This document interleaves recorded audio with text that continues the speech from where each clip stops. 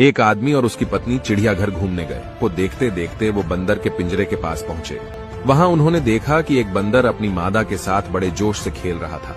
यह देखकर पत्नी से अपने पति से कहा, देखो कितना रोमांटिक जानवर है, अपनी मादा के साथ कितने प्यार से खेल रहा है। तब पति चुप रहा। तभी पति पत्नी आगे गए तो उन्हें शेर का पिंजरा नजर आया।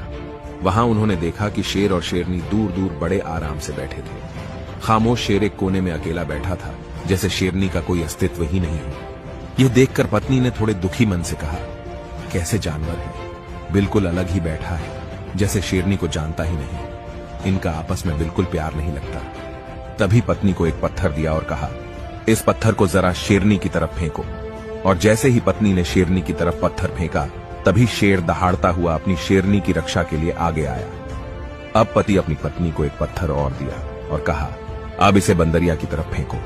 जैसे ही पत्नी ने पत्थर फेंका, वो बंदर अपनी मादा को छोड़कर खुद की जान बचाने के लिए तुरंत पेड़ पर चढ़ गया था। दोनों जानवरों को प्रतिक्रिया समझाते हुए पति ने अपनी पत्नी से कहा, बंदर की तरह झूठे और असंवेदनशील लोग अपने खोखलेपन को छिपाने के लिए अक्सर इस तरह के बाहरी दिखावे वाले रोमांस का ढोंग करते हैं। वहीं इसके विपरीत शेर की तरह लोग हैं, जो दिखावे से दूर तनाव मुक्त होकर अपनी जिंदगी आराम से जी रहे हैं। और आज के समाज में हमारे आसपास बंदर ज्यादा है और शेर बहुत कम है।